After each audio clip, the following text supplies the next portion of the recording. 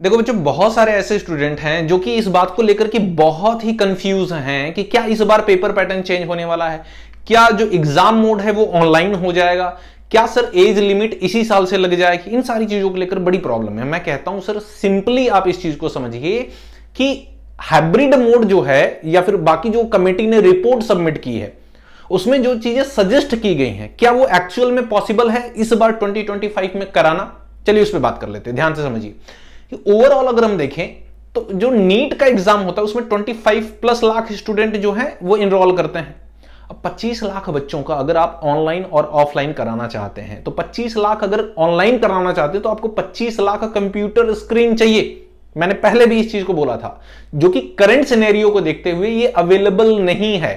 ठीक है सर, हो सकता है कि शिफ्ट में कराएं, कई दिनों में ये एग्जाम कराएं, चलो ठीक है मान लिया। तो फिर आपका जो एग्जाम है वो एटलीस्ट मैं आपको बताऊं 20 से लेकर के 25 डेज तक चलेगा, क्योंकि हमारे पास उतनी स्क्रीन नहीं है। तो आपको लगभग 20 से 25 दिन लग जाएंगे इस एग्जाम को कंडक्ट करवाने में।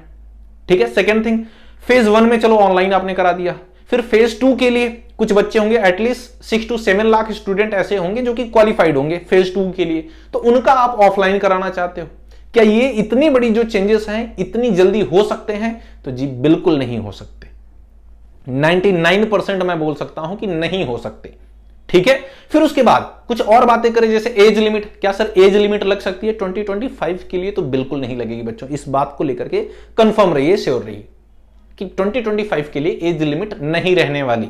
ठीक है, मिनिमम जो एज है वो आपको पता है 17 ईयर है, बट मैक्सिमम एज बिल्कुल नहीं हो सकती। अटेम्प्ट लिमिट नहीं लगेगी।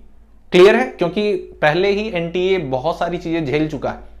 ठीक है, आपको पता है ग्रेस मार्क को लेकर के बहुत सारी चीजें, लास्ट ईयर कोर्ट में भी केस गया था। ठीक है, तो वो इतनी सारी चीजें फिर से वो नहीं झेल सकता।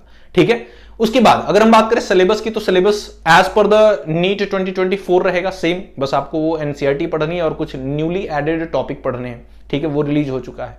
फिर वहीं अगर हम बात करें कि क्या पैटर्न में चेंज होगा, हम ये कह सकते हैं कि पैटर्न में बस इतना सा मे भी चेंज हो सकता है कि जैसे हर एक सब्जेक्ट का, जैसे फिजिक्स था, केमिस्ट्री था, बायोलॉजी था, बायोलॉजी में आपको पता है जूलॉजी और बॉटनी होता है, तो हर एक सब्जेक्ट से, जैसे फिजिक्स से सपोज करिए 45 क्वेश्चन आते थे।